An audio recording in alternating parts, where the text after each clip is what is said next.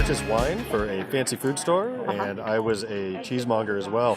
That's right, I remember reading that. Yeah, and I decided to go into wine production. So I called up the guy whose New World Rieslings I respected the most. That was Barnaby at Teutonic. So then I've been with Barnaby since 2014 as his assistant and helping run the vineyards. And then I've been making this label at Teutonic since 2015. Started out with just some Rieslings, and then just started getting some Dolcetto this past year in 2017. And not too sure what the next year will hold, but I just keep adding on. Excellent. Start with the Dolcetto. So this is from the Sunnyside Vineyard down by Enchanted Forest. So the way I made it is I just stepped on the fruit bins and let them sit in a cold room and soak on the skins for 2 days. Then I pressed them off and fermented them. And the way everything is made, everything is wild yeast fermented, neutral oak barrel, zero additives whatsoever other than a tiny amount of sulfite just as a preservative. And everything is unfined and unfiltered, so very pure and raw product. This has got a beautiful nose to it. Thank you. And with the label, that is a Caravaggio, and it's the inspiration of St. Matthew. And the legend has it you're not supposed to harvest Dolcetto until after St. Matthew's Day. So once I discovered that, I ran to my calendar, and I was like, oh shit, when did I harvest this? Luckily, it was 2 weeks after, so all set. And I really like he's the master of the chiaroscuro, and I really like the contrast of the red against the It's gorgeous. Black. Your labels are just beautiful. Thank you. What inspired Libertine Wines?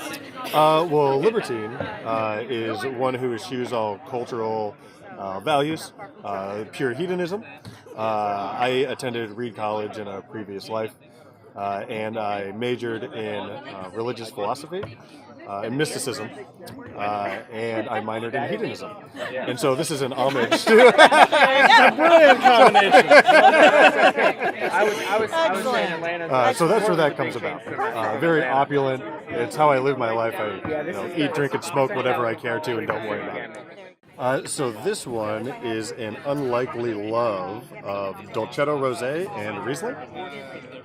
So I had a half barrel of Dolcetto Rosé fermenting, and there's not much you can do with a half barrel once it's done because it'll oxidize. I had no idea what I was going to do with it, but then I was pressing my Riesling off. It was late at night. I filled up my holding tank. There's still about 30 gallons left in the press pan. I said, screw it. I've had Riesling from Piedmont before, so I just pumped it into the Dolcetto barrel. There you go. They finished fermenting together, and then I liked it so much I threw another barrel of each at it prior to bottling. The noses blend so nicely between the Dolcetto Rosé and then you get the Riesling in the background. And you get the full Riesling, it gives you this extra, I don't want to say complexity because it's so joyful in your nose. You know what I mean? Yeah. You don't want to give it a serious factor in there. It goes back to the kind of hedonistic thing. It's just like, it's just happy on your nose. So this is a botrytis-sized skin contact Riesling. So this particular year it came in with like the super pretty fuzzy gray noble rot. I mean, just perfect stuff. Yeah. So my wife and I, we stepped all over the fruit bins and let them sit in the cold room for 5 days to give them, to really just soak in it. Then threw it into the press, fermented it off, let it sit in barrel for about 8 months, and it's been in bottle for over a year.